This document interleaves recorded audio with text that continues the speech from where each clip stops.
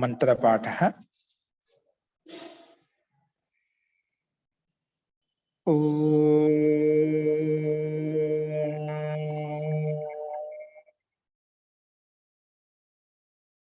सहनाववतु सहनौ भुनक्तु सह वीर्यं करवावहै तेजस्विनावधीतमस्तु मा विद्विषावहै।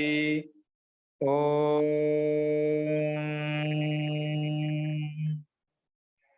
शांति शांति शांति।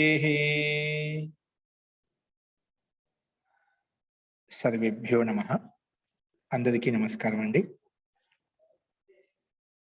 మనము ప్రథమ అధ్యాయం యొక్క ద్వితీయ పాదంలో స్వర ప్రకరణం చెప్పుకుంటున్నాము. ఆ స్వర ప్రకరణంలో కూడా మనం కొన్ని సూత్రాలు చెప్పుకున్నాము. ఉచ్ఛేదుదాత్తః, నీచరనుదాత్తః, సమాహారః స్వరితః అని చెప్పి ఉచ్చస్వరంతో పలికేదాన్ని ఉదాత్త వర్ణం అని చెప్పి, అధోస్వరం కింది స్వరంతో పలికేదాన్ని అనుదాత్తం అని చెప్పి, పై స్వరము కింది స్వరం కాకుండా మధ్యలో పలికే స్వరాన్ని స్వరితం అని చెప్పుకున్నాము. ఆ స్వరితం అన్నప్పుడు ఉదాత్తం అనుదాత్తం కలిసిన స్వరితం అని చెప్పారు కదా. ఆ స్వరితంలో స్వరిత వర్ణంలో ఉదాత్త గుణం ఎంత ఉంది, అనుదాత్త గుణం ఎంత ఉందంటే దానికి సమాధానంగా మహర్షి పాణిని తస్య ఆదిత ఉదాత్తం అర్ధ హ్రస్వం, అర్ధం హ్రస్వం ఉదాత్తం అంటే ఒకటో వంతు, 4 వంతుల్లో ఒకటో వంతు ఉదాత్తం ఉంటుంది. హ్రస్వస్య అర్ధం అంటే హ్రస్వానికి ఆధ భాగం ఉదాత్తం ఉంటుంది, మిగిలిన 3 భాగాలు అనుదాత్తం ఉంటుంది. ఎక్కడైతే ఒకే స్వరం ఉంటుందో అక్కడైతే అర్ధం ఉదాత్తం ఉంటుంది, అర్ధం అనుదాత్తం ఉంటుంది. ఎక్కడైతే 2 మాత్రలు ఉంటాయో, దీర్ఘ మాత్ర ఎక్కడైతే ఉంటుందో అందులో 4 మాత్రలు ఉంటాయి కాబట్టి దాంట్లో 1 మాత్ర ఉదాత్తం ఉంటుంది, మిగిలిన 3 మాత్రలు అనుదాత్తం ఉంటాయి. కాబట్టి మొత్తానికి హ్రస్వస్య అర్ధం, హ్రస్వానికి ఆధా మాత్రలో, హ్రస్వం అంటుండేనే హ్రస్వం లఘు, లఘు అక్షరం హ్రస్వం అంటాం. హ్రస్వం ఎన్ని మాత్రలు ఉంటాయంటే 1 మాత్రా కాలాన్ని హ్రస్వం అంటాం, 1 మాత్రా కాలాన్ని హ్రస్వం అంటాం. మాత్ర అంటే రెప్ప కొడితే ఎంత టైం తీసుకుంటుందో, నాడి కొట్టుకుంటే ఎంత టైం తీసుకుంటుందో, ఆ రెప్ప కాటి సమయం ఏదైతే రెప్ప కొట్టుకునే కాలం ఎంతైతే ఉందో ఆ కాలాన్ని ఇక్కడ మనం మాత్రా కాలం చెప్పుకున్నాం. కాబట్టి ఆ 1 మాత్రలో కూడా సగము ఉదాత్తం ఉంటుంది అని ఈ సూత్రం ద్వారా తెలుసుకున్నాము. తర్వాత ఏకశ్రుతి దూరాత్ సంబుద్ధౌ, దూరంగా ఉండే వాళ్ళని ఆహ్వానించేటప్పుడు కూడా అక్కడ ఏదైతే వాక్యాన్ని ఉపయోగిస్తామో అక్కడ ఏకశ్రుతి స్వరం ఉంటుంది చెప్పుకున్నాం. ఏకశ్రుతి దూరాత్ సంబుద్ధౌ, దూరాత్ సంబుద్ధం అంటే దూరంగా ఉండే వాళ్ళని సంబోధించి పిలిచేటప్పుడు ఆహ్వానించే ఏ శబ్దాన్ని అయితే ఏ వాక్యాన్ని ఉపయోగిస్తామో అది ఏకశ్రుతి చెప్పుకుంటాము అని చెప్పాము. అంటే అక్కడ ఉదాత్త అనుదాత్త స్వరితాలు ఉండవు. దూరంగా ఉండే వాళ్ళని పిలిచేటప్పుడు అక్కడ ఉదాత్తం కానీ అనుదాత్తం కానీ స్వరితం కానీ చెప్పలేము. దూరంగా ఉండే వాళ్ళని పిలిచేటప్పుడు మనం ఏకశ్రుతులు చెప్తాము.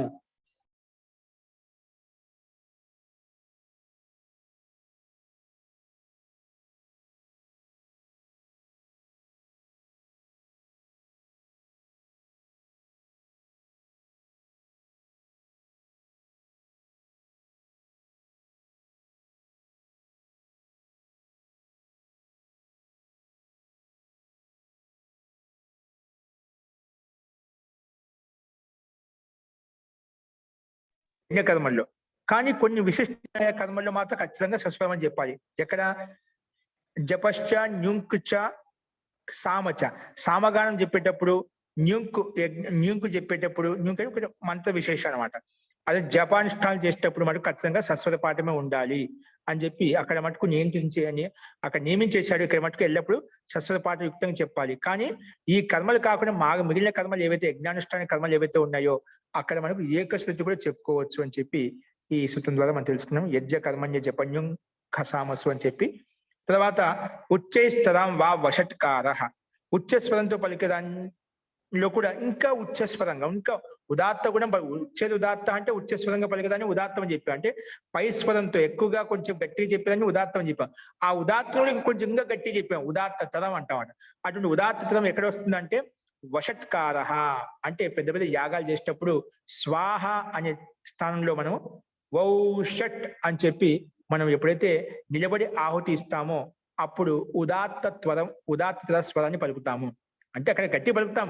ఆ గట్టి ఉదాత్త గుణంలో కూడా కొంచెం కూడా ఇంకా ఎక్కువగా ఉంటుంది. ఉదాత్త తరం ఉంటుంది అన్నమాట, ఇంకా కొంచెం ఎక్కువగా ఉంటుంది అన్నమాట. ఇది ఉదాత్తమే, ఇది ఉదాత్తం, ఈ రెండు ఉదాత్తమే కన్నా ఈ ఉదాత్తం ఎక్కువగా ఉంటుంది. ఏంటంటే మనం కొన్ని చోట్ల ఉదాత్త గుణంతో చెప్తాం, ఉచ్చస్వరంతో పలుకుతాం. కానీ స్వాహ మంత్రంలో చెప్పిన వషట్కార చెప్పేటప్పుడు మాత్రము అది ఉదాత్త తరం ఉంటుంది. అంటే కొంచెం ఎక్కువ ఉదాత్తం కూడా ఎక్కువ స్వరం ఉంటున్నమాట, ఉదాత్త కూడా ఎక్కువగా ఉంటున్నమాట. ఎందుకు చెప్పాల్సిన ఈ విషయం అంటే మనకు ఉదాత్తానికి కాల వ్యవధి ఎంత అని చెప్పుకున్నామండి. తస్య ఆదిత ఉదాత్తం అర్ధ హ్రస్వం. హ్రస్వానికి ఆధా మాత్రం ఉదాత్తం చెప్పాం. ఉదాత్తాన్ని అంతే చూసుకోవాలి. కానీ ఇక్కడ వషట్కార చెప్పేటప్పుడు హ్రస్వానికి ఆధా మాత్రం ఉండదండి, ఉదాత్త తరం ఉంటే రెట్టింపు ఉంటుంది అన్నమాట, మూడింతలు ఉంటుంది. కాబట్టి ఇక్కడ అందుకే ఆ మాత్ర తీసుకుంటామని చెప్పి ఇక్కడ ఉదాత్త తరం ఉండాలి. వషట్కార చెప్పేటప్పుడు మాత్రము ఉదాత్త తరస్వరం ఉండాలి. ఉదాత్తం సామాన్య ఒక మాత్ర కాలంలో ఉండాలి, ఒక మాత్ర కాలం ఆదా మాత్ర ఉదాత్తం కాదు, ఉదాత్త తరం ఎక్కువగా చెప్పాలి. షట్ అని చెప్పి అక్కడ ఆ రకంగా తీసుకోవాలని చెప్పి ఈ సూత్రం ద్వారా మనం చెప్పుకున్నాము. కాబట్టి వషట్కార అంతా కూడా చెప్పాం. ఏంటి వషట్కార శబ్దేన అత్ర వౌషట్ శబ్దో గృహ్యతే. వషట్కార శబ్దేన ఇక్కడ సూత్రంలో వౌషట్ అనే శబ్దం తీసుకోవాలని చెప్పి మనం ఇక్కడ చూసాము.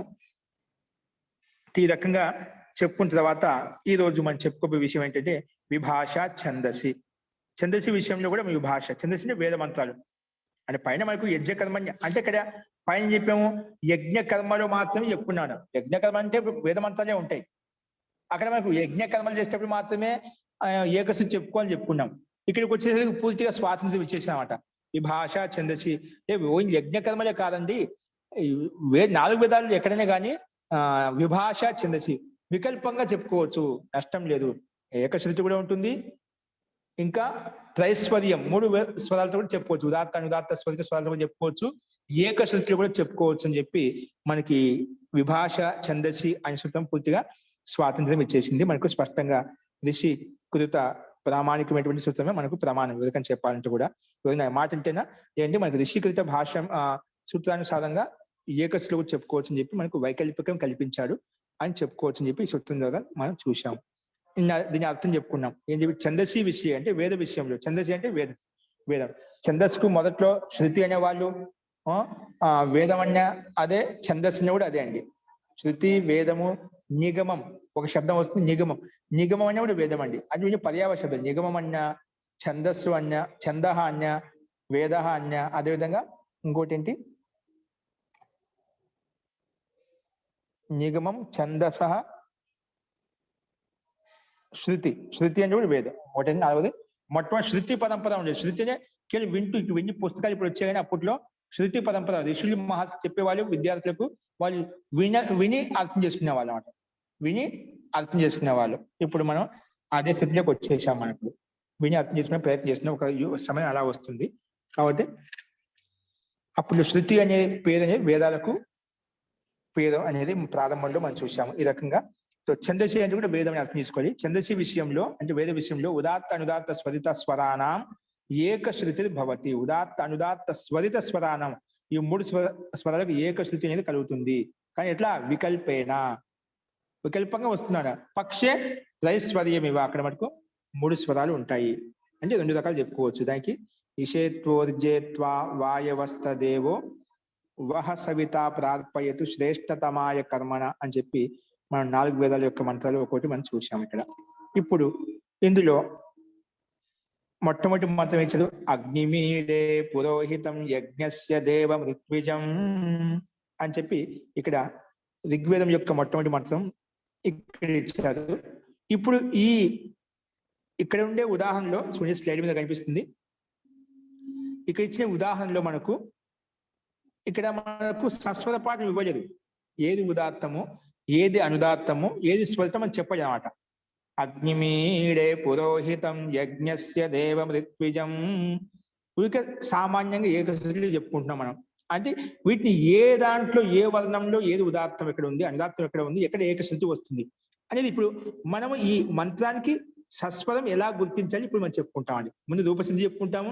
దాంట్లో ఈ అగ్నిం, ఈడే, పురోహితం, యజ్ఞస్య, దేవం, ఋత్విజం ఇవన్నీ పదాలండి. ఎన్ని పదాలు ఉన్నాయి? ఇవన్నీ పదాలు. అగ్నిం ఒక పదము, ఈడే అనేది ఒక పదము, పురోహితం ఒక పదము, యజ్ఞస్య ఒక పదము, దేవం ఇది ఒక పదము, ఋత్విజం ఇది ఒక పదం. ఈ రకంగా అన్ని భిన్న భిన్న పదాలు. ఇందులో ఈడే అనేది మాత్రం క్రియాపదం. ఈడే అనేది క్రియాపదం. ఓకేనా? సో మిగిలినవన్నీ కారకాలు మనకు స్పష్టంగా ఉన్నాయి. ఇందులో ఇప్పుడు ఒక్కోటి మనం అగ్ని శబ్దం ఎలా తయారైంది, తర్వాత ఈడే శబ్దం ఎలా తయారైంది, పురోహితం శబ్దం ఎలా తయారైంది, యజ్ఞ శబ్దం ఎలా తయారైంది, దేవం శబ్దం ఎలా తయారవుతుంది, ఋత్విజం అనే శబ్దం ఎలా తయారవుతుంది, ఇందులో పూర్వపద శబ్దానుసారంగా దీంట్లో ఉదాత్త అనుదాత్త స్వరితాలు ఏ విధంగా మార్పులు వస్తాయి, అలాగనేది ఆ శబ్దము, ఆ శబ్దంలో స్వరం ఏంటి, శబ్ద నిర్మాణం చేసుకుంటాం. ఆ శబ్ద నిర్మాణానుసారంగా దాంట్లో ఉదాత్త గుణం ఉందా, అనుదాత్త గుణం ఉందా, స్వరితం ఉందా, లేదా ఏక శృతి ఉందా, ఏదని మనం ఇప్పుడు చూద్దామండి. చూడండి, మీకు స్టడీ మీద కనిపిస్తుంది, గమనించండి. మొట్టమొదటి పదము అగ్నిం శబ్దం అండి. ఏంటండి? అగ్నిం. ఈ మంత్రంలో, వేద మంత్రంలో మొట్టమొదటి శబ్దం అంటే అగ్నిం మనకు ప్రత్యక్షంగా అనిపిస్తుంది. అగ్నిం అనేది అంటే ఇక్కడ అగ్ని అనేది కర్మపదం అండి. ఏంటి? కర్మపదం. ఏ పదం అండి? కర్మపదం. అంటే కర్మ అంటే ద్వితీయ భక్తిలో ఉన్నమాట. అంటే ఈశ్వర అగ్ని ఈశ్వరునికి, ఏంటి? ఈశ్వరునికి ఇక్కడ సో అగ్ని క్రియాపదం, ఇక్కడ ద్వితీయాంత పదం అన్నమాట. సో ఈ అగ్నిం శబ్దం ఎలా తయారైంది? శబ్దం అంటే అగ్నిం శబ్దము. ఈ అగ్నిం శబ్దం ఎలా తయారైంది, ద్వితీయ భక్తి ఏకవచనంలో ఎలా వచ్చింది అంటే దానికి సమానం చెప్పుకుంటున్నాం. ఇక్కడ ఈ గతవు ధాతువు అనేది అగ్నిం శబ్దంలో అగ్గి గతవు, అగ్గి ధాతు గతవు, గతి అర్థంలో ఈ ధాతువు ఉందంట. ఓకేనా? ఏ ధాతు? అగి గతవు, అగి లగి అని చెప్పి ఒక సూత్రం ఉంది ధాతు వృత్తిలో, ధాతు పాఠంలో. తో అగి గతవు ధాతు చేత అగ్నిం శబ్దం తయారైంది. ఓకే, తో అగ్గి ధాతు తీసుకున్నాం. ఇప్పుడు గతం అని దాని యొక్క మీనింగ్ బ్రాకెట్లో పెట్టుకోండి. తో ఇప్పుడు దీని సిద్ధి రూపసిద్ధి ఎలా చూద్దాం, గమనించండి. ముందు అగి ధాతు రాగానే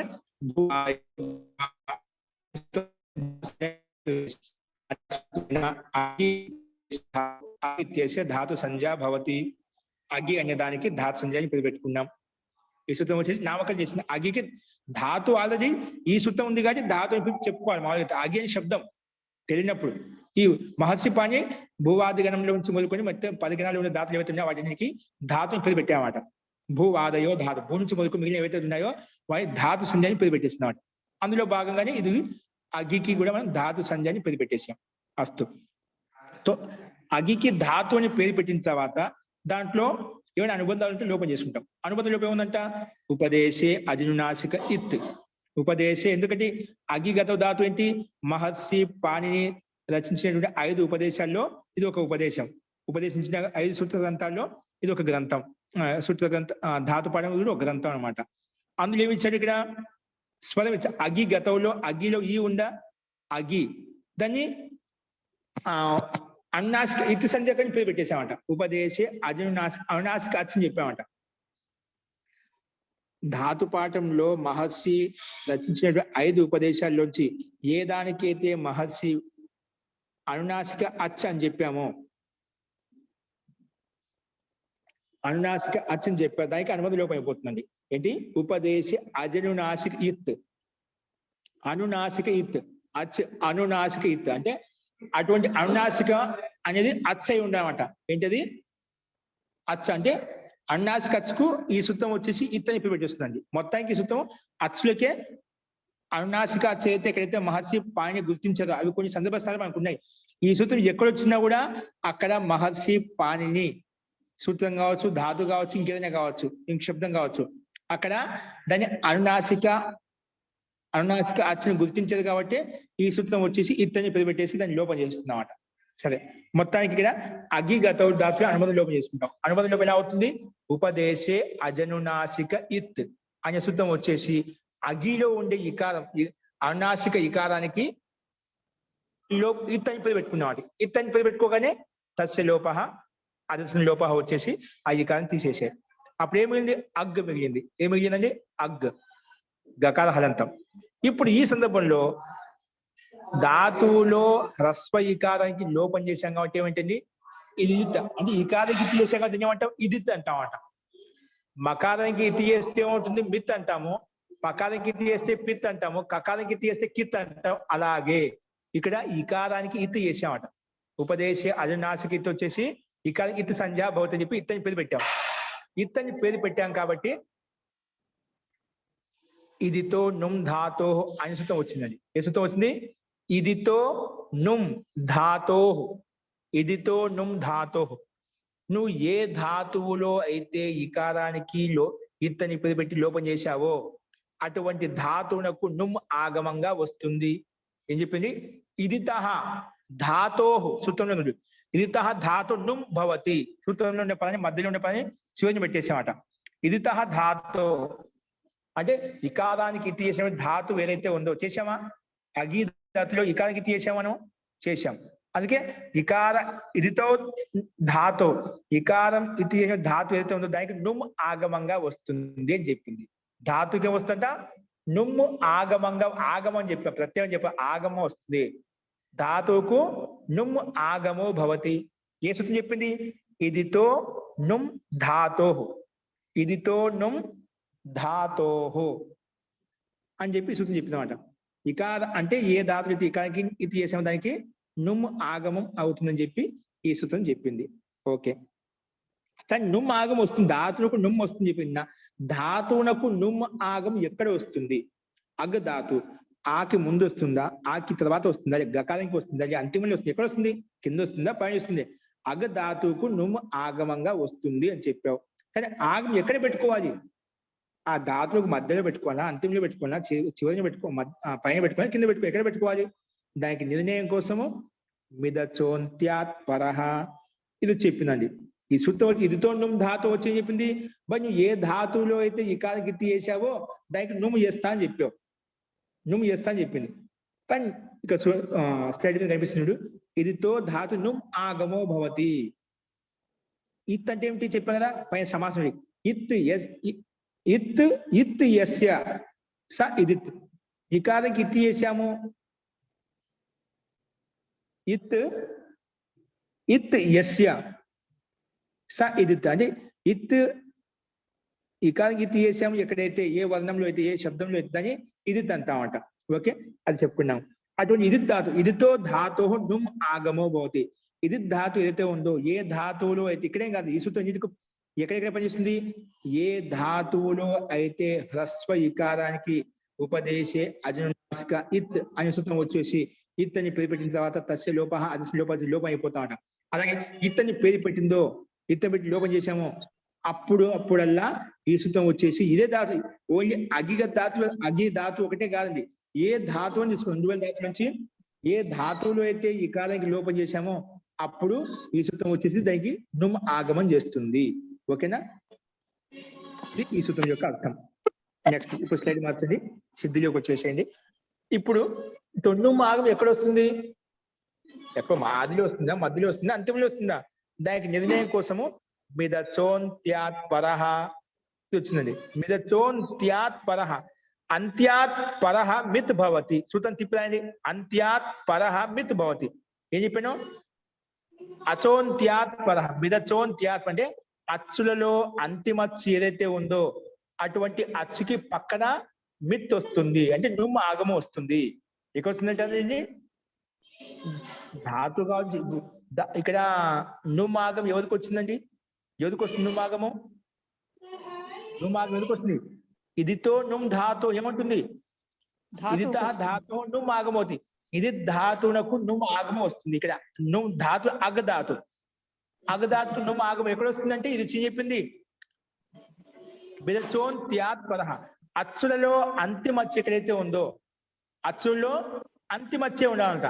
అచ్చుల్లో అంతిమచ్చే ఉంటే అటువంటి అచ్చు వర్ణం అయితే దాని పక్కనే నుమ్ ఆగమం వస్తుంది.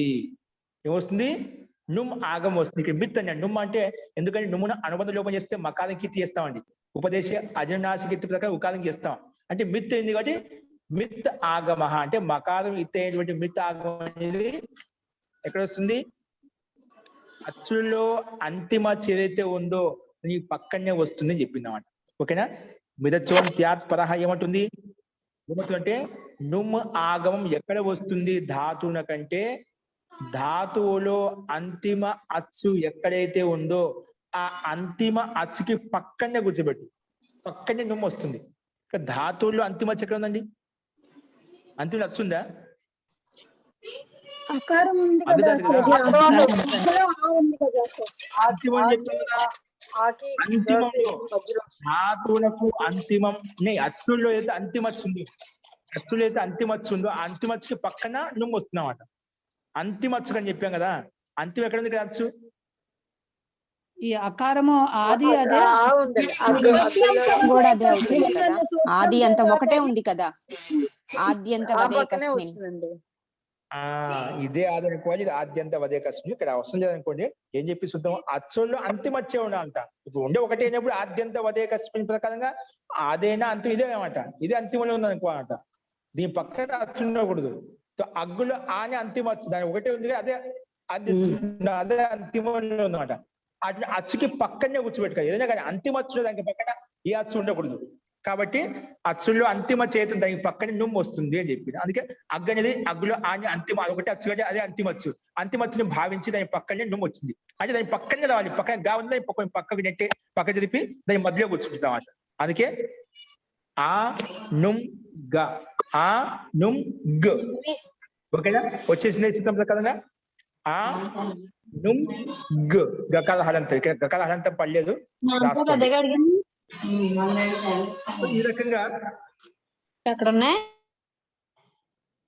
ఈ రకంగా మనకు ఆ నుమ్ గ ఇలా వచ్చిందండి.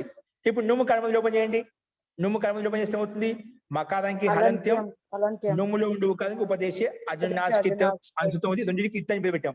ఇత్తని పేరు పెట్టగానే తస్య లోప అదర్శన లోపాలు చేస్తాం. అప్పుడు ఏమిటి? నకారం పొల్లి మూలుతున్నాం. ఏమిటి? నకారం పొల్లి మూలుతున్నాం. అందుకే ఇప్పుడు అన్ గ, అంగ్ అంగ్ అయిపోయిందన్నమాట. అంగ్ అంగ్ అన్గ్ అన్గ్. ఓకే, ఇది అంటే ధాతు ఏమైంది? అన్గ్ ఇలా మిగిలిపోయింది అన్నమాట. ఓకేనా? ఇప్పుడు ధాతో ఒక సూత్రం. ఏది ధాతు? మనము ఎప్పుడు మీకు చెప్తుంటున్నాం, భూవాదయో ధాతవ అనే సూత్రం ధాతు సంజ్ఞ భవతి. దీని చేత ధాతు చెప్పి పెట్టాం. ధాతు ఇదం అధికార సూత్రం అని చెప్తున్నా. ఇది ధాతు అధికార సూత్రం కాండి. ధాతో అనే సూత్రం, ధాతు ఇది అధికార సూత్రం చెప్పి ఏది రాస్తామో అది 3వ అధ్యాయంలో ఉండే సూత్రం, అదే అధికారం తెలుపుతుంది.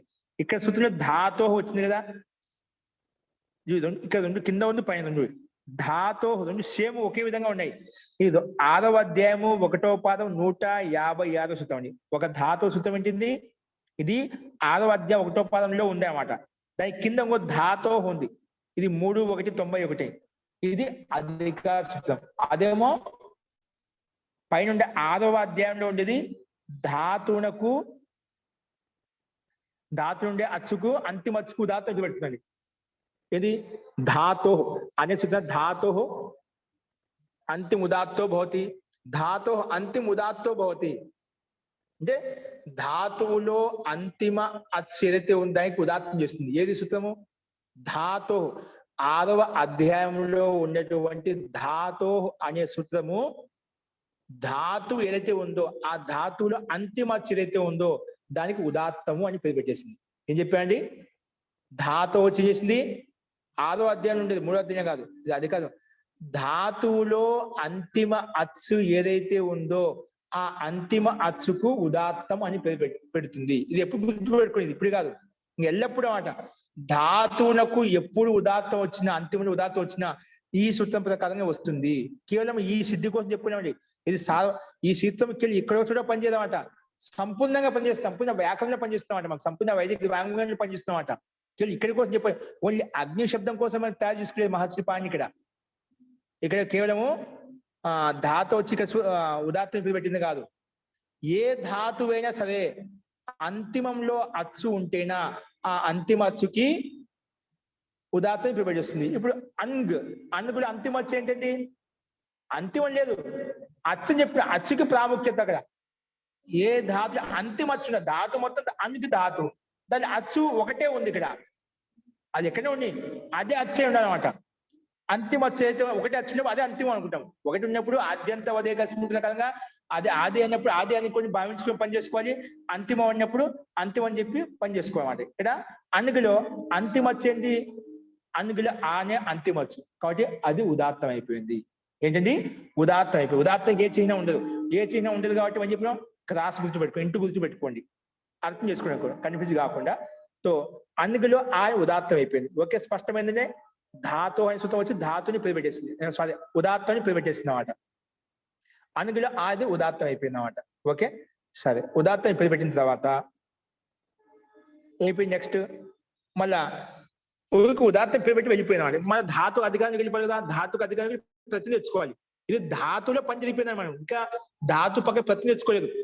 ధాతు అని పేరు పెట్టుకున్న తర్వాత దాంట్లో అనుమతి లోపం చేసుకున్న తర్వాత వెంటనే ధాతోహ అని సూత్రం వచ్చేసి మరి ధాతు ఏదైనా కానీ అంతిమచ్చుకు ఉదాత్తం చేసేసి అని చెప్పిందన్నమాట.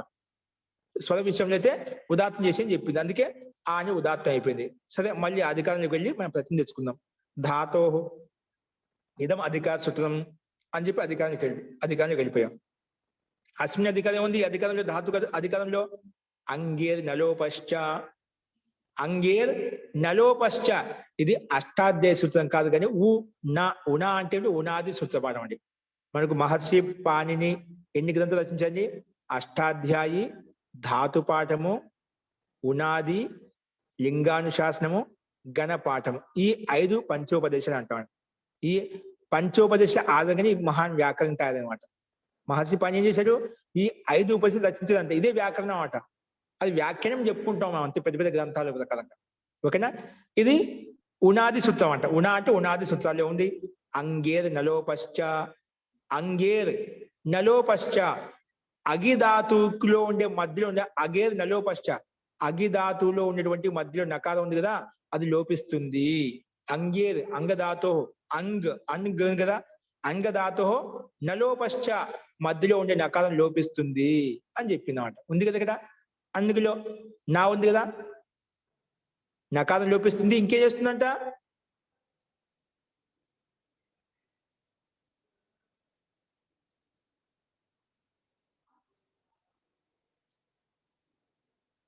ఇది 2 పనులు చేస్తుందండి. అంగేర్ నలోపశ్చ అంటే అంగధాతుకి అంగధాతుకి మధ్యలో ఉండే నకారానికి లోపం చేసింది. ఇంకా నీ ప్రత్యయం తీసుకొచ్చిందండి. ఏం పని చేసింది? అంగేర్ నలోపశ్చ అనే సూచన అంగధాతోరు నీ ప్రత్యయ భవతి పునః మధ్య నకారస్యాపి లోపు భవతి అంటే 2 పనులు చేసింది. అంటే నీ ప్రత్యయం తీసుకొచ్చింది, నీ ప్రత్యయం తీసుకొని రావడంతో పాటు మధ్యలో ఉండే నకారం లోపం చేసినాడు. 2 పనులు చేసేది. నీ ప్రత్యయం తీసుకురావడము, అనుగులో ఉండే మధ్యలో ఉన్న నకారాన్ని తీసివేయడం. ఓకేనా? ఈ రకంగా అయిపోయింది.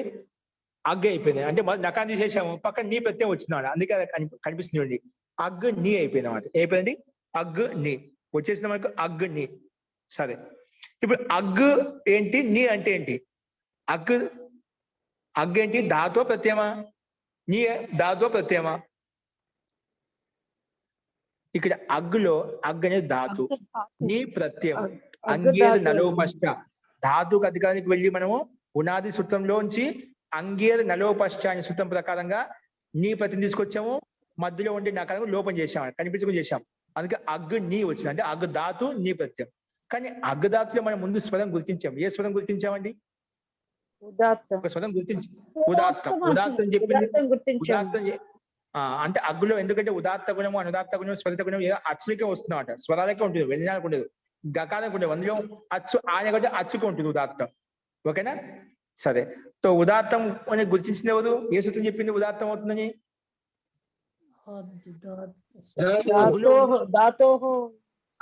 ధాతో అనే సూత్రం 6వ అధ్యాయంలో ఉండే ధాతు అనే సూత్రం వచ్చేసి అంతిమాచ్చుకి ఉదాత్తాన్ని పిలిపెట్టేసింది. సరే, ఉదాత్తం పిలిపెట్టుకున్నాం కాబట్టి మనకు అంగేర్ నలోపశ్చ నీ ప్రత్యయం తీసుకొచ్చింది, మధ్యలో నకారం లోపం చేసింది, అగ్గుని. ఇప్పుడు ఈ స్థితిలో మళ్ళీ ఆద్యుదాత్తశ్చ ఏ సూత్రం అండి? ఆద్యుదాత్తశ్చ, ఆది ఉదాత్తశ్చ, ఆది ప్లస్ ఉదాత్త ఆద్యుదాత్త. చూడండి స్లైడ్ మీద కనిపిస్తుంది మనకు. యస్య ప్రత్యయ సంజ్ఞా విహిత ఆద్యుదాత్తశ్చ సూత్రార్థం చెప్తున్నాడు. ఆది ఉదాత్తశ్చ యస్య ప్రత్యయ సంజ్ఞా విహిత స ప్రత్యయ ఆది ఉదాత్తోపి భవతి. ఏం చెప్పింది? నువ్వు ఎవరికైతే ప్రత్యయం పెట్టావో, ప్రత్యయం అంటే అయిపోయింది, ఏ ప్రత్యయం తీసుకోండి. స్వర విషయంలో అయితే నువ్వు ఏదైనా ప్రత్యయం రాని అది ఆది ఉదాత్తం అయిపోతుంది. నువ్వు ధాతువు చేత ప్రాతిపదికం చేత నీ ఇష్టం ఎక్కడి నుంచైనా ప్రత్యయం తెచ్చుకో. ధాతువు తెచ్చుకుంటావో తెచ్చుకో, ప్రత్యయం తెచ్చుకో, ప్రాతిపదికం తీసుకొచ్చుకుంటావు ప్రత్యయం తెచ్చుకో. ఏం తెచ్చుకున్నా కూడా యస్య ప్రత్యయ సంజ్ఞా విహితం, ఎవరికైతే ప్రత్యయం పేరు పడిందో, ప్రత్యయ అస్తమో ప్రత్యయ సంజ్ఞ పేరు పెట్టిందో, యస్య ప్రత్యయ సంజ్ఞా విహిత సహ, అది ప్రత్యయ సహ ప్రత్యయ, ఆ ప్రత్యయము ఆది ఉదాత్తోపి భవతి, అది ఆది ఉదాత్తం అవుతుంది. ఏం చెప్పింది? ఆది ఉదాత్తో పోతే ఆది ఉదాత్తం అవుతుందంట. ఓకే, స్పష్టమైందా? ఏదన్నా కానీ ప్రత్యయం వచ్చిందంటే ఆ ప్రత్యయంలో ఆది స్వరం ఉదాత్తం అయిపోతుంది. ఓకేనా? ఇది గుర్తుపెట్టుకోండి. ఆది అక్షరానికి ఉదాత్తం చేస్తున్నాడు. ఇక్కడ ఏంటి మనకు ప్రత్యయం నీలో ప్రత్యయం ఏంటి? ఇక్కడ నీ ప్రత్యయం, నీ ప్రత్యయం ఆది ఉదాత్త పోతుంది చెప్పాం. ఆది ఉదాత్త పోతుంది. ఆది ఎక్కడ ఉందండి? ఇక్కడ ఉందండి. ఆదిలో ఆది ఉంది. అది అగ్గులో ఆ ఉంది.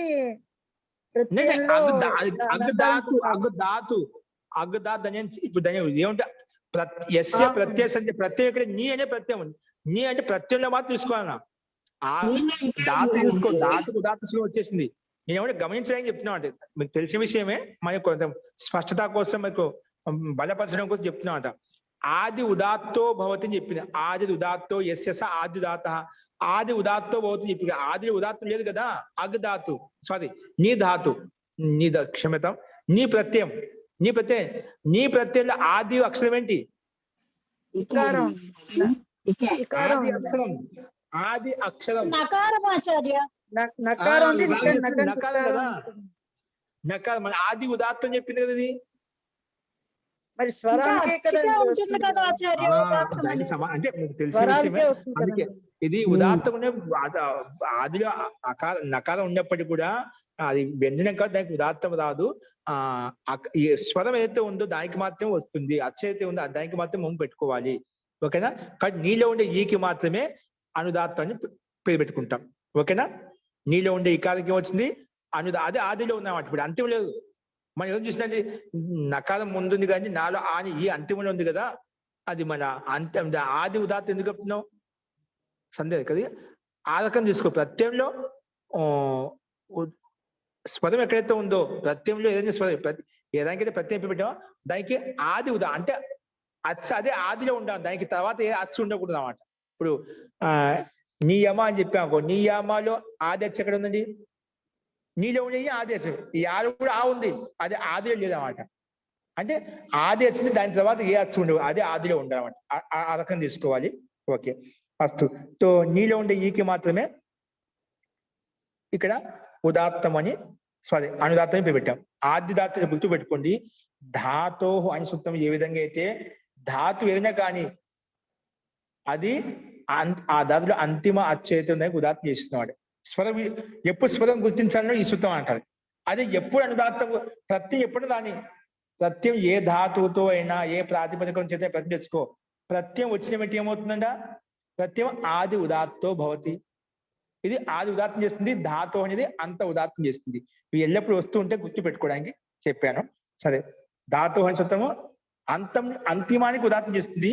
ఆది ఉదాత్తాన్ని ప్రత్యయంలో ప్రత్యయానికి అనుదాత్తం ఎప్పుడు పెడుతుంది? స ప్రత్యయ అనుదాత్తం కాదు. యస్య ప్రత్యయ సంజ్ఞా విహిత సహ ప్రత్యయ ఆది, ఇది కూడా ఉదాత్తం చేస్తున్నాడు. ధాతో సూత్రము ధాతులకు ఉదాత్తం ఎప్పుడు పెడుతుంది? అది కాబట్టి అంత్యంలో పెడుతుంది. ఆద్యుదాత్త సూత్రము ఇది ప్రత్యయంలో ఉండే ఆది వర్ణానికి, ఆది స్వరానికి ఉదాత్తం ఇప్పుడు పెడుతుంది అన్నమాట. ఈ రకంగా రెండు ఉదాత్తాలు అయిపోయాయి. ఏపోయండి? ధాతులో ఉండే అకారం ఉదాత్తమే, నీ అనే ప్రత్యయంలో ఉండే ఈ కాలంలో ఉదాత్తం, రెండు ఉదాత్తాలు అయిపోయా. ధాతు యొక్క స్వరం భిన్నంగా ఉంది, ధాతు యొక్క ఉదాత్తం భిన్నంగా ఉంది, ప్రత్యయం యొక్క ఉదాత్తం భిన్నంగా ఉంది. రెండు ఉదాత్తాలు అయిపోయాయన్నమాట. ఇప్పుడు సైడ్ సిద్ధిలోకి వచ్చేసేయండి అన్న. ఇప్పుడు రెండు ఉదాత్తాలు అయిపోయాయి మనకు. అయిపోయాయి, రెండు ఉదాత్తాలు అయిపోయాయి.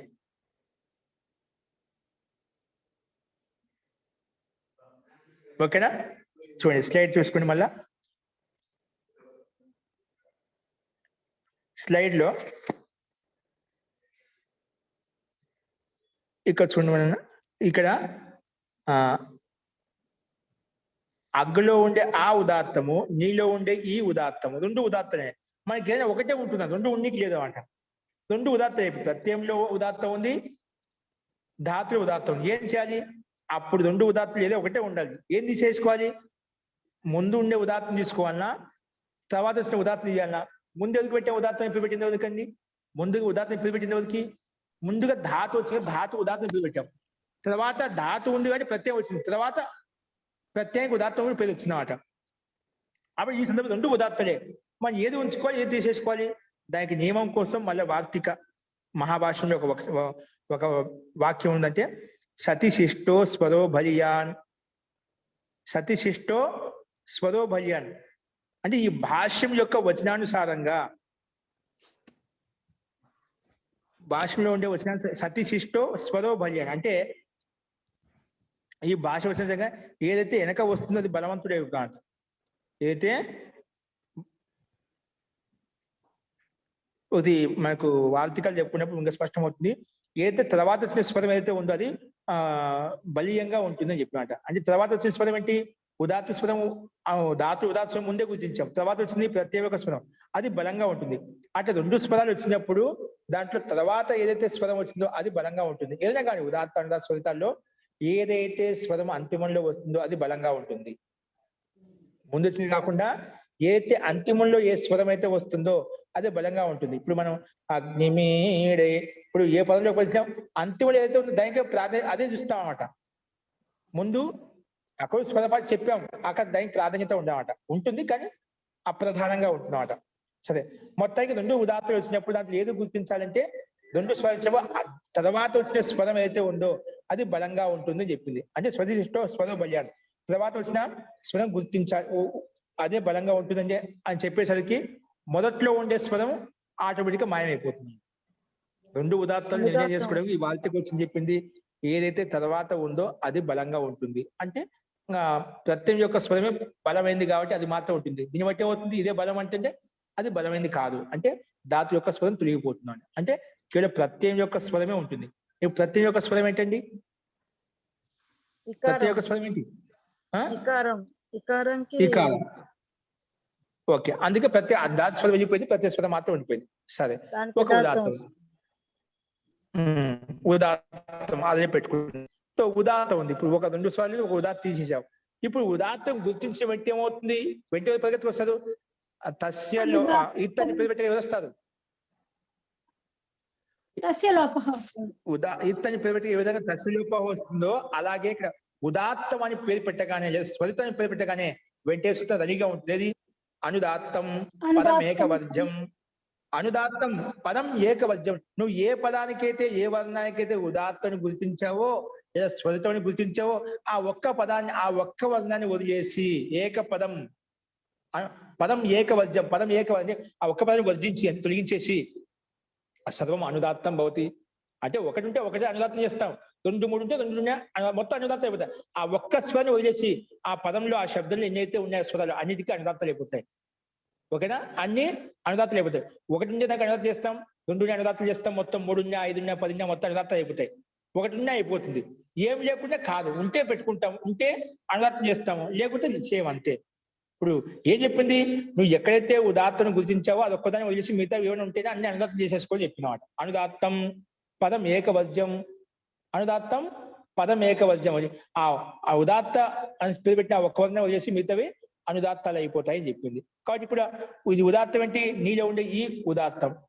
మిగిలినవి ఏమున్నాయి? ఇంకా ఇక్కడ ఉదాత్తం గురించగా మిగిలిన వర్ణాలు ఏమున్నాయి? ఇక్కడ అకారం ఉందండి. అకారం అనుదాత్తం.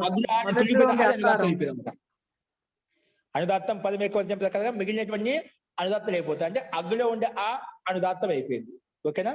అగ్గులో ఉండే ఆ అనుదాత్తం అయిపోయింది. అది కింద అది చూపించామట.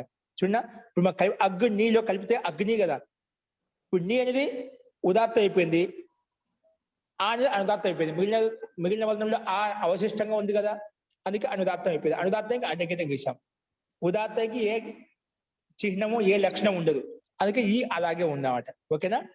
ఈ అలాగే ఉంది అంటే చిహ్నం ఏం లేదన్నమాట. అందుకే అగ్నిలో ఏ స్వరం ఉంది? ఆది ఉదాత్తం. సారీ, అగ్నిలో ఏ స్వరం ఉందండి? అంతోదాత్తం. ఏ స్వరం ఉంది? అంతోదాత్తం. ఓకేనా? అంత ఉదాత్తం అయిపోయినాడు. ఇప్పుడు అగ్నిలో అంతిమ నీలో ఉండి ఈ ప్రత్యయం యొక్క స్వరం ఉదాత్తంగా అంతిమంలో ఉదాత్తంగా ఉంది. ఇప్పుడు ఈ సందర్భంలో నేనే ప్రత్యయం కాబట్టి ఏ ప్రత్యయం? కృత్ ప్రత్యయం అండి. కృత్ ప్రత్యయం కాబట్టి కృత్ తద్దిత సమాసాశ్చ అంటే అగ్నిలో నీ ప్రత్యయం అంతిమంలో ఉంది కదా, కృత్ ప్రత్యయం అంతిమంలో ఉంది. అందుకే కృత్ తద్దిత సమాసాశ్చ ఏ శబ్దానికైతే అంతిమంలో కృత్ ప్రత్యయం ఉంటుందో ఆ శబ్దానికి మొత్తానికి కృదంతస్య ప్రాతిపదిక ఎక్కడైతే కృత్ ప్రత్యయం అంతిమంలో ఉంటుందో, ఎక్కడైతే కృత్ ప్రత్యయం అంటే ఆ మొత్తానికి ప్రాతిపదికం పెరిపెట్టేస్తుంది. ఏమి పెడుతుంది? ప్రాతిపదికం అని పెరిపెడుతున్నమాట. ఓకేనా? కాబట్టి ఈ అగ్ని అనే శబ్దానికి కృత్ తద్దిత సమాసాశ్చ కృదంతస్య ప్రాతిపదిక సంజ్ఞా భవతి అనే సూత్రం ప్రకారంగా దీనికి ప్రాతిపదికని పెరిపెట్టేసాం. అగ్నికి ప్రాతిపదికని పెరిపెట్టాం. ఓకేనా? ప్రాతిపదికం పెరిపెట్టి ఎలా వచ్చింది? ఇంకా ప్రాతిపదిక ఇదం అధికార సూత్రం అని ఆ అధికారానికి వెళ్ళి సు ఔజస్ అమ్ ఔట్సెస్ టాభ్యాంబిస్ గేభ్యాంబెస్ గసిభ్యాంబెస్ గస్ ఓస్ ఆమ్ అనే సూత్రం ప్రకారంగా మనం ఏం చేసామండి? మనం ద్వితీయ భక్తి, ఎందుకంటే అగ్ని అనే ద్వితీయ పదం అన్నమాట. ఏంటది?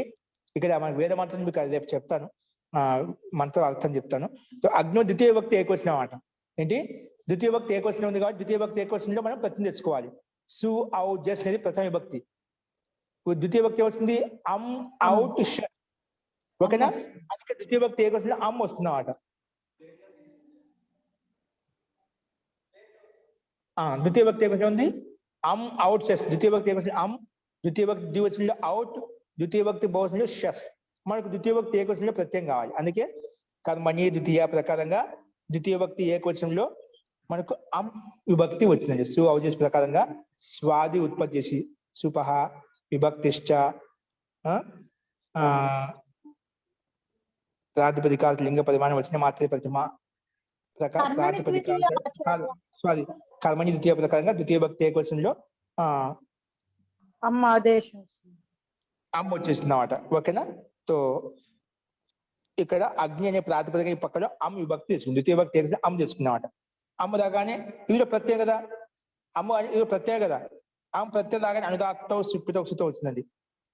అగ్ని అమ్ ప్రకారంగా అగ్ని అనే ప్రాతిపదిక పక్కలో అమ్ విభక్తి తెచ్చుకోవాలి. ద్వితీయ భక్తి ఏకవచనంలో ప్రతి తెచ్చుకోవాలి. అనుదాత్తౌ సుప్పితౌ ఇది ఏం చెప్పిందంటే అనుదాత్తౌ ఏవి సుప్పుగా సుప్పులు వచ్చినా పిత్తులు వచ్చినా అంటే ఇది అమ్మాయి సుప్పే కదా. సు ఔ జస్ట్ లో ఉండేటి మొత్తం 20 ప్రత్యేక సుప్పు అని పేరు. సుప్పులో ఉండే ప్రత్యయాలు వచ్చినా ఇంకా ఏ ప్రత్యయంలో అయితే పకార గిట్టైనా అటువంటి ప్రత్యయాలు అనుదాత్తాలు అయిపోతాయి అని చెప్పిందండి. ఇది ఎందుకు చెప్పాల్సిందండి? పైన చెప్పి ఆది ఉదాత్తశ్చ ప్రత్యయం ఏదన్నా కానీ అది ఆది ఉదాత్తం అవుతుందని సూత్రం చెప్పినమాట. అంతేనా? అలాగే అమ్మని కూడా ప్రత్యయమే, అది విభక్తి కావచ్చు ఏదైనా కావచ్చు, ప్రత్యేక కదా మొత్తానికి. ఆస్తం ప్రకారంగా ఆద్యుదాత్తశ్చ ప్రకారంగా ప్రత్యయం ఏదైనా కానీ అది ఆది ఉదాత్తం అవుతుంది చెప్పి ఒక నియమం చెప్పి ఒకటి ఆ సూత్రం ఒక సిద్ధాంతం చెప్పేసింది. చెప్పింది కాబట్టే ప్రత్యయం ఏది వచ్చినా కూడా అది ఆది ఉదాత్తం అవుతుంది.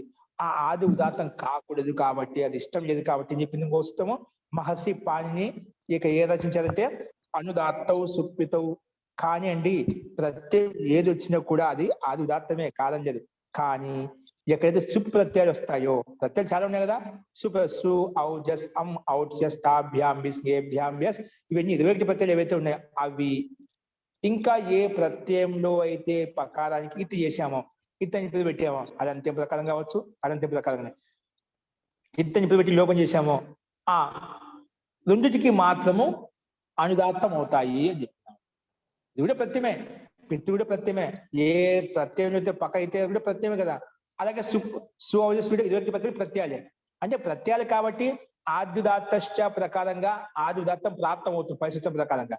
కానీ ఆ సూత్రం ఉదాత్తం చేస్తుంది కానీ చేయడం ఇష్టం లేదు కాబట్టి కొన్ని సందర్భాల్లో ఇది వచ్చేసి ఈ సూత్రం ఏం చెప్పింది, లేదంటే సుప్పులు పిత్తులు ఏవైతే ఉన్నాయంటే ఏ ప్రత్యయం అయితే పక్క ఇది చేసి అవి మాత్రము అనుదాత్తాలు అయిపోతాయి అని చెప్పింది. ఓకేనా? అందుకే ఇక్కడ ఆదిదాత్త శుద్ధానికి అపవాసూత్రం ఏంటి, ఇది అమ్ములో ఉండే ప్రత్యయానికి అనుదాత్తం చేసింది. ఎందుకంటే సుప్పు కదా, సుప్పు కానీ పిత్తు ఏదో ఉండాలి. ఇక్కడ సుప్పు ఉంది, ఆమె సుప్పు ద్వితీయ భక్తి ఏకవచనం అనేది, కానీ సుప్పు కానీ దీనికి అనుదాత్తం అయిపోయింది. ఈ రకంగా ఇక్కడ ఏమైపోయింది, అమ్ములో ఆ అనేది అనుదాత్తం అయిపోయింది అనమాట. ఏంటండి, అమ్ములో ఒకటే స్వరం ఒకటే ఆ అనేది అనుదాత్తం అయిపోయింది. ఇప్పుడు మనకి ఏమున్నాయి, ఆది అనుదాత్తము, మధ్యోదాత్తము, మళ్ళీ అంతిమంలో అనుదాత్తం, అవేనా ఉండేది. ఇప్పుడు అమ్ముక ఆ అనుదాత్తం అయిపోయింది, అమ్ముక ఆకారము అనుదాత్తం చేశాము కాబట్టి అగ్నిలో ఆ అనేది అనుదాత్తము, నీ అనేది ఉదాత్తము, పక్కన మళ్ళీ అమ్మ అనుదాత్తం వచ్చేసింది అన్నమాట. ఏ సూత్రం ప్రకారంగా అనుదాత్తో సుప్పితో ప్రకారంగా. ఓకేనా, సరే. ఇక అనుదాత్త ఎప్పుడైనా కానీ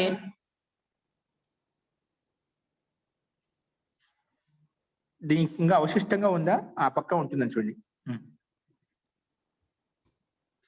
సరే, ఇక్కడ ఇది అనుదాత్తం గుర్తు చేసాం, అమ్ములో ఆ అనుదాత్తం గుర్తు చేసాం. సరే, తో అందుకే గుర్తు అగ్ని అమ్ములో ఆ అనుదాత్తం కాబట్టి అడ్డగిరి గీసామండి.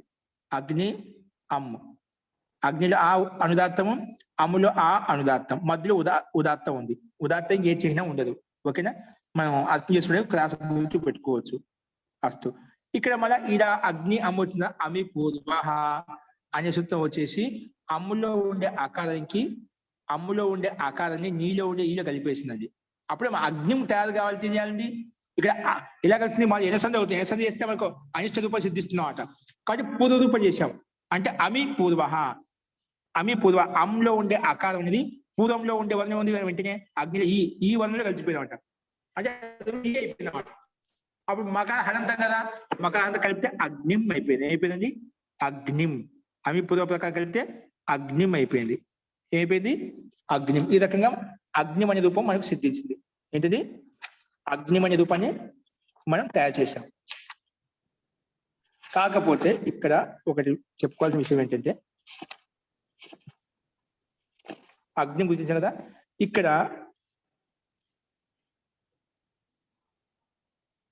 ఇంకోటి ఏమొచ్చిందో ఒకటి ముఖ్యమైన సూత్రము. మనం ఏం చెప్పామండి, ఎక్కడైతే ఉదాత్తను గుర్తిస్తామో, స్వరితను గుర్తిస్తామో అప్పుడు వెంటనే ఏమవుతుంది, ఏ సూత్రం వస్తుంది. ఒక చోట మనకు ఉదాత్తం తెలిసిపోయింది, ఏ స్వరితం తెలిసిపోయింది, వెంటనే ఏ సూత్రం వస్తుంది. ఇప్పుడు చెప్పాను, ఇత్తని పేరు పెట్టగానే వదిలేస్తారు, ఇత్తని పేరు పెట్టగానే వదిలేస్తారు, తస్లోప ఏ రకంగా వస్తుందో అలాగే స్వర ప్రకారంలో ఇక్కడ ఉదాత్తాన్ని పేరు పెట్టగానే స్వరితాన్ని పేరు పెట్టగానే ఏ సూత్రం వస్తుంది, అనుదాత్తం పదం ఏకవచనం చేసేసి ఆ ఒక్క ఉదాత్త వలన వదిలేసి మిగతా అన్ని అనుదాత్తం చేసుకొని చెప్తున్నాం అంటే సూత్రం. అలాగే స్వరితం వచ్చినా కూడా ఎప్పుడు స్వరితం గుర్తించబడిందో ఆ స్వరిత వలన ఒకటి వదిలేసి మిగతా అన్ని ఆటోమేటిక్ అన్ని అనుదాత్తులు అయిపోతాయి అన్నమాట. అలాగే నిశ్చయాత్మక సూత్రం ఒకటి ఏమిటంటే, అలాగే ఉదాత్తం పక్కన ఎప్పుడు అనుదాత్తం వచ్చినా, ఏంటిది ఏం చెప్పాను, ఉదాత్తం పక్కన ఎప్పుడు అనుదాత్తం వచ్చినా అది ఏకశృతి అయిపోతున్నాం అంట. ఏమవుతుంది, అది ఉదాత్తము ఏకశృతిగా మారిపోతున్నాం అంట. ఏం చెప్పాను, ఉదాత్తానికి పక్కన ఎప్పుడు అనుదాత్తం వచ్చినా, ఇక్కడ ఉదాత్తానికి పక్కన అనుదాత్తం వచ్చిందా, అగ్నిలో ఉండే ఈకి ఉదాత్తానికి పక్కనే వచ్చింది, అమ్ములో ఉండే ఆ అనుదాత్తం కదా, అమ్ములో ఆ అనుదాత్తం కదా, అనుదాత్తమే. అందుకే ఏమంటుంది, ఉదాత్తానికి పక్కలో ఎప్పుడైనా కానీ అనుదాత్తం వచ్చిందనుకోండి ఏమవుతుంది, ఏకశృతి అయిపోతుంది అని చెప్పి మనకు ఒక సూత్రం వస్తుంది. ఏకాదేశ ఉదాత్తేనుదాత్తాత్, ఏకాదేశ ఉదాత్తేనుదాత్తః, ఏకాదేశ ఉదాత్తేనుదాత్తః అనే సూత్రం వచ్చేసి ఏం చెప్పిందండి, ఉదాత్తేనుదాత్తః ఉదాత్తాత్ ఉత్తరస్య అనుదాత్తస్య ఏకదేశ భవతి. ఓ క్షమ్యత అండి, ఏకశృతి కాకుండా ఏకదేశం చేసేస్తున్నామట. అంటే ఇక్కడ ఏంటి, ఉదాత్తం ఉండే మనం అమిపుర వచ్చేసి చేసింది, అది తర్వాత స్టెప్ నేను ముందు చెప్పినది. ఇక్కడ అమిపుర అగ్నిలో ఉండే ఈకారానికి అమ్ములో ఉండే అకారానికి పూర్వపం చేసామట. అంటే అమ్ములో ఉండే అకారము ఈలో కలిసిపోయింది, అంటే ఉదాత్తం కలిసిపోయింది అన్నమాట. అమ్ములో ఉండే అకారము అనుదాత్తం కదా, అనుదాత్తం అయిపోయింది, ఈ అనే ఉదాత్తం కలిసిపోయింది అన్నమాట. కలిపేసాం కదా పొదుపు అవుతుంది చెప్పి, అప్పుడు ఏమవుతుంది, ఉదాత్తేను దాత్తాత్. ఇదేమవుతుంది, ఉదాత్తం తోటి అనుదాత్తము ఏకాదశమైనప్పుడు అదేమవుతుంది, ఉదాత్తం అయిపోతుంది. అంటే ఒక ఇప్పుడు ఉదాత్తం వచ్చేసి ఇకారానికి ఉదాత్తం అండి. ఇకారానికి ఉదాత్తం ఉంది, అమ్ములో అనుదాత్తం ఉంది. అమ్లో అనుదాత్తం ఉందండి. ఇప్పుడు సమస్య ఏంటంటే అమ్ములో ఉండే అనుదాత్తం అనేది ఉదాత్తంలో కలిసిపోయింది కదా. అప్పుడు అనుదాత్తం స్వరం ఉంటుందా, ఉదాత్త స్వరం ఉంటుంది? ఏ స్వరం ఉంటుంది? ఏదో ఒకటే ఉండాలి కదా. ఉదాత్తమే ఇక్కడ ఏకాదేశ ఉదాత్తేన ఉదాత్త చెప్పింది. ఎప్పుడైనా కానీ ఉదాత్తంలో అనుదాత్తంగా ఉదాత్తానికి పక్కన ఉండే అనుదాత్తం వచ్చి అది ఏకాదేశం అయిపోయింది. అంటే అనుదాత్తం వచ్చేసి అనుదాత్తం అనేది ఎప్పుడు ఉదాత్తం కలిసిపోయినా అది ఉదాత్తంగానే ఉంటుంది. అనుదాత్తం అనేది ఉదాత్తం ఎప్పుడు కలిసినా కూడా అది ఉదాత్తమే ఉంటుందన్నమాట. ఒకవేళ ఉదాత్తం అనుదాత్తం కలిసి అనుదాత్తం అయిపోతుందేమో, అది తర్వాత చూద్దాము. ఇక ఇప్పుడేం చెప్పాము, అనుదాత్తం అనేది ఎప్పుడు ఉదాత్తం కలిసిపోయినా ఆ ఉదాత్తంలోనే ఉంటుంది. నేను చెప్పాను అనుదాత్తము ఎప్పుడు ఉదాత్తం కలిసినా ఉదాత్త స్వరమే ఉంటుంది. అంటే ఉదాత్త స్వరం ఉంటుంది అన్నమాట. ఎందుకంటే దాన్ని కలిసిపోయింది కాబట్టి ఉదాత్త స్వరమే ఉంటుంది అన్నమాట. అందుకే ఇక్కడ కూడా ఉదాత్త స్వరమే ఉంటుంది. ఓకేనా? ఇది చెప్పేది ఏకాదేశ ఉదాత్తేను దాత్తాది స్లైడ్ మీద లేదు, పక్క పేజీలో ఉంది. ఏకాదేశ ఉదాత్తేను దాత్త, ఏకాదేశ ఉదాత్తేను దాత్త వచ్చి చెప్పంటే ఉదాత్తానికి పక్కన ఉండే అనుదాత్తానికి ఏకాదేశం చేసినప్పుడు, రెండింటికి మధ్య ఏకాదేశం చేసినప్పుడు అది ఉదాత్తమే ఉంటుంది అని చెప్తుంది అన్నమాట. అంటే ఉదాత్తం ఏంటంటే ఇప్పుడు అగ్ని అనేది అయిపోయింది, అగ్ని అంతోదాత్తం అయిపోయింది. ఓకేనా? అగ్ని అనేది అంతోదాత్తం. ఇది ఈ శబ్దం తయారైంది. ఈ శబ్దం ఏంటి? అగ్నిం అగ్నిం అగ్నిం. ఇక్కడ మనకు ఈ పదంలో నీకు కొంచెం ఉచ్చ అగ్నిం అగ్నిం అగ్నిం అన్నప్పుడు కొంచెం ఉచ్చ ధ్వని ఏదానికి వస్తుందండి? ఆకి వస్తుందా, మాకి వస్తుందా? అగ్నిం. నీ అన్నప్పుడు నీకే నీలో ఉండే స్వరం కొంచెం గట్టిగా చెప్తాను. ఈ పదాన్ని చూసుకోండి. ఆ స్వరానికి మా స్వరానికి ఈ 3 వర్ణాలు, ఇప్పుడు 2 వర్ణాల్లోంచి స్వరాల్లోంచి ఏ స్వరానికి కొంచెం గట్టిగా వెళుతున్నాం? అగ్నిలో ఉండే స్వరాన్ని గట్టిగా వెళుతున్నాం. అందుకే ఉచ్చ స్వరంగా వెళుతుంది. అందుకే ఇది ఉదాత్తం అయిపోయింది. అగ్నిం అగ్నిం. ఎక్కువగా మనం నకారంలో ఇకారానికి ఎక్కువగా కొంచెం ప్రెషర్ చేస్తున్నామట. అంటే ఆ సౌండ్ ఎక్కువగా వస్తున్నామట. అది ఉదాత్తం అని చెప్పి గుర్తించాలి. అంటే అగ్నిలో ఉదాత్త గుణం ఉంది. అంతుదాత్తం అగ్ని అనే పదంలో అంతుదాత్తం శబ్దం అంట, అంతుదాత్త శబ్దం. ఓకేనా? ఇది ఈ అగ్నిం యొక్క శబ్ద స్వరూపము. ఇంకా అగ్నింలో ఉదాత్త స్వరం ఎలా వచ్చింది, మిగిలిన అనుదాత్తాలు ఏమైపోయాయి, వాటికి ఏం చేశాము, మిగిలిన స్వరాలు ఏం చేసామంటే అన్ని చేసుకుంటూ రాగానే అంతుదాత్తం ఒకటి మిగిలిపోయింది. ఏకాదశం చేసినప్పుడు అనుదాత్తంతో పాటు ఉదాత్తం కలిసి ఉదాత్తం అయిపోయిందని చెప్పి అది కూడా చెప్పుకున్నాం. ఈ రకంగా అగ్నిం శబ్దం ఏంటి? అంతోదాత్త శబ్దము. ఓకేనా? అంత ఉదాత్త శబ్దము అని చెప్పి ఈ శబ్ద సిద్ధిని చూసామండి. అస్తు. నెక్స్ట్ అగ్నిం ఈడే. అగ్ని క్రియాపదం, ద్వితీయ ఏకవచనం. ఈడే క్రియాపదం అంట. ఆ క్రియాపదం ఎలా తయారవుతుంది? అది ఈ పూర్వపదంతో పక్క ఉండి దాంట్లో ఉండే స్వరాన్ని రెండింటిని ట్యాలీ చేస్తూ ఏ విధంగా గుర్తించాలి? అప్పుడు స్వరంలో మార్పులు వస్తాయా? ఒకే వాక్యం కదా, ఒక భిన్న భిన్న పదాలకు స్వరం గుర్తించుకు వెళ్ళిపోతున్నాడు. అలా గుర్తించిన తర్వాత దాన్ని ఏడే పదాలకు స్వరం గుర్తించిన తర్వాత అప్పుడు దాని యొక్క అర్థం ఏ విధంగా మారుతుంది, స్వరం ఏ విధంగా మార్పులు వస్తాయి అనేది అది మనం రేపు చూద్దామండి. అస్తు. ఇప్పుడు చెప్పిన వరకు ఎవరికైనా సందేహం ఉంటే చెప్పండి.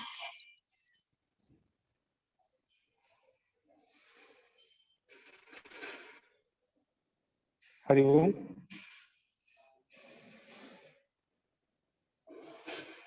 ఓకే అండి. సో అందరికి అర్థమైంది అనుకుంటాను. ఈ విధంగా రాసుకోండి అగ్ని శబ్దము. నెక్స్ట్ ఈ వేద మంత్రంలో మహోదయ, జీ మనం ప్రకృతి సూత్రం ప్రయోజనం అది చూపించాలి కదా దీంట్లో. ప్రకృతి సూత్రం యొక్క ప్రయోజనం ఇప్పుడు విభాష ఛందసి అనేది కదా దీనికి ప్రకృతి సూత్రం. అది ఎక్కడ వాడాము అనేది ఇప్పుడు ధాతో ధాతో హసిత ఉదాత్త పెట్టింది కదా. ధాతో ఆద్యుదాత్తశ్చ ధాతో ఆ ఉదాత్తో భవతి అని ఎప్పుడు ఏమవుతుంది? ఉదాత్తం వస్తుంది. అంతుదాత్తం ధాతో హసితం వచ్చేసి అంతుదాత్తం అవుతుంది అని చెప్పింది. సో అంత ఉదాత్తం చేస్తారు. ఉదాత్తం అంటే ఏంటి అన్నప్పుడు మన ప్రకృతి వచ్చి ఉచ్చేదుదాత్త వచ్చే స్వరంగా అనే సారీ ఏంటి మనకు సూత్రం ఇది? విభాష ఛందస్సి కదా. అదే వికల్పంగా త్రైస్వరాలు ఇది వస్తాయి కదండి. వికల్పం చెప్పిస్తున్నాడు. అది మనకు స్వరాన్ని ఇంకా ఉదాత్తకు ఉదాత్త స్వరాలు మనకు గుర్తించామంట. సైన్స్ వికల్పం ఏకసి చెప్పుకోవచ్చు, ఉదాత్త కూడా ఉంటాయి. అందుకే అది విధానం చేసి ఈ సూత్రం ఏం చెప్తుంది, అది చెప్పేస్తున్నామంట. దీన్ని మనం స్వరాలతో చెప్పొచ్చు, ఇంకోటి ఏకసితో చెప్పొచ్చు. స్వరాలతో చెప్పినా ఎలా చెప్పాలి, ఈ వేదం అంటే ఏముందంటే ఇది ఉదాత్తము అని చెప్పుకుంటామట. అంతే. దీని యొక్క తాత్పర్యం ఇక్కడ వినియోగం ఏంటంటే అది నియమం చెప్పి వెళ్ళిపోయినామట. ఆ నియమంలో ఉదాత్త గుణాలు ఎక్కడ గుర్తించాలి, అనుదాత్తలు ఎక్కడ గుర్తించాలి, స్వరితలు ఎక్కడ గుర్తించాలంటే అది మనకి ఈ రకంగా రూపసిద్ధి ద్వారా మనం తెలుసుకుంటామండి. అక్కడ డైరెక్ట్ గా ప్రయోజనం ఉపయోగం అనేది ఏముండదు అనమాట. ఉదాత్తం అన్నప్పుడు ఉదాత్తం ఏంటంటే అన్నప్పుడు ఉచిత ఉదాత్తం వచ్చి చెప్తున్నాం అన్నమాట. ఓకేనా. ఇంకోటి మీరు చెప్పినట్టుగా ఇక్కడ ఈ స్వరం అనేది ఒక పక్షంలో అని చూపించాలంటే కదా అది మనకు వేద విషయం కాబట్టి వేద విషయంలో తైస్పది ఒక పక్షంలో ఇక్కడ స్వరం గుర్తిస్తున్నాము. ఉదాత్తం గుర్తిస్తున్నట్టు ఒక స్వరం వస్తుంది కాబట్టి ఒక పక్షంలో గుర్తించామంట ఈ సూత్రం ప్రకారంగా. ధాతో అని సూత్రం వచ్చినప్పుడు విభాష ఛందసి స్వరం ఎందుకు విభాష ఛందసి సూత్రం చెప్పినమాట. ఛందసి విషయంలో వికల్పంగా ఉదాత్త స్వరం వస్తుంది, ఉదాత్త స్వరితలు కూడా వస్తాయి అన్నప్పుడు మనం ఇక్కడ ఈ సందర్భంలో ఉపయోగించుకోవచ్చు ఇబ్బంది లేకుండా. ఓకేనా. జీ శోభనాథ్ గారు, శోభనాథ్ గారు ఉన్నదా? శోభనాథ్ గారు ఓకే అండి. అస్తు.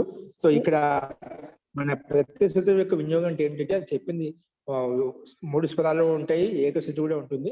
3 స్వరాలు ఉంటాయి కాబట్టి అది ఆ 3 స్వరాలు ఏంటంటే మనం చెప్పుకుంటాం ఒక పక్షంలో. ఇక్కడ స్వరాలు గుర్తిస్తూ పోతున్నాం కాబట్టి అది ఈ సూత్రం యొక్క ప్రయోజనం. సూత్రం గుర్తించుకోవడం చెప్పింది కాబట్టి గుర్తిస్తున్నాయి. ఈ సూత్రం చెప్పకపోతే సూత్రం గుర్తించే అవసరమే ఉంది. ప్రశ్న అసలు మన ఊరికే రూపసిద్ధి చేసుకోవచ్చు, స్వరాలు ఎందుకు గుర్తించాలి? ఈ భాష ఛందస్సులు కూడా 3 స్వరాలు ఉంటాయి, అందుకే ఆ చేస్తుంది చెప్పినట్టు గుర్తించుకుంటామంట. ఈ భాష వేదమంత్రుల యొక్క శబ్దాలు సస్యపాట ఉంటుంది, ఉదాత్త అనుదాత్త గుణాలు ఉంటాయి. ఆ సూత్రం చెప్పింది కాబట్టి మనం ఇవన్నీ చేసామంట. స్టార్టింగ్ ధాతుని పెట్టగానే ఈ భాష ఛందస్సు స్వరం గుర్తించడానికి ధాతో అని సూత్రం వచ్చి ఏ స్వరం గుర్తించేటప్పుడే ఈ సూత్రం ప్రకారం మనం గుర్తించుకోవచ్చు అనమాట. అస్తు. ఈ రకంగా ప్రతి సూత్రాన్ని మనం ఉపయోగించుకోవచ్చు. సతిశిష్ట స్వరూపయాన్ ఈ సూత్రం మరి ఒకసారి చెప్తారండి. సతిశిష్టో స్వరో బలి అనేది 2 స్వరాలు ఒకేసారి వచ్చినప్పుడు, 2 స్వరాలు ఒకేసారి ఉన్నప్పుడు ఉదాత్త గుణం ఉంది, ఇక్కడ ఉదాత్త ఉంది. దీంట్లో ఏది బలంగా ఉంటుందంటే సతిశిష్టో స్వరో బలియాన్ అనేది పరంగా వచ్చినైతే దాన్ని అదే బలవంతంగా ఉంటుంది చెప్పినాడు. దీని యొక్క అర్థం నేను మన వార్తకి ఏ రకంగా ఇచ్చాను చూసి చెప్తానండి. సతిశిష్ట, సతి శిష్ట, శిష్ట శబ్దంతో శ్రేష్టం అంటే ఏది ఉత్తమంగా ఉంటుందో దాన్ని అది బలంగా ఉంటుంది. అంటే దీని యొక్క తాత్పర్యము 2 స్వరాలు ఒకే చోట, 2 స్వరాలు ఒకే విధంగా ఉన్నప్పుడు దాన్ని ఏది పెట్టుకోవాలి, ఏది తీసేసాలంటే అలా ఉన్నప్పుడు పదంగా ఉండేది అది శిష్టంగా ఉంటుంది, అంటే ఉత్తమంగా ఉంటుంది, మనకి లక్ష్యానుకూలంగా ఉంటుంది. శిష్ట అంటే ఉత్తమైంది, అనుకూలమైంది, ఆ రకంగా ఉంటుందని చెప్పి దీని యొక్క తాత్పర్యం. సూత్రం యొక్క ముఖ్య తాత్పర్యం కేవలము 2 స్వరాలు ఉన్నప్పుడు దాంట్లో ఏదో ఒక స్వరం పెట్టుకున్నప్పుడు ఏది ఉంటుంది ఏది ఉండదంటే సతిశిష్టో స్వరో బలి అనే ప్రకారంగా తర్వాత వచ్చింది ఏదైతే ఉందో అదే బలంగా ఉంటుంది. ఏదైనా కానీ తర్వాత వచ్చింది అదే బలంగా ఉంటుంది, ఆ స్వరం బలంగా ఉంటుంది అని చెప్పి ఈ సూత్రం చెప్పిందండి.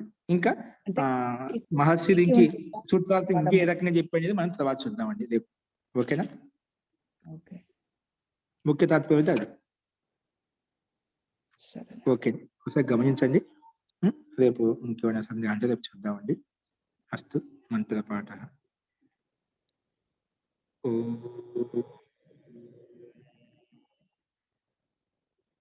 సర్వే భవంతు సుఖినః, సర్వే సంతు నిరామయాః, సర్వే భద్రాణి పశ్యంతు, మా కశ్చిద్ దుఃఖభాగ్ భవేత్. ఓం శాంతి శాంతి శాంతి. సర్వేభ్యో నమః. అందరికీ నమస్కారం అండి.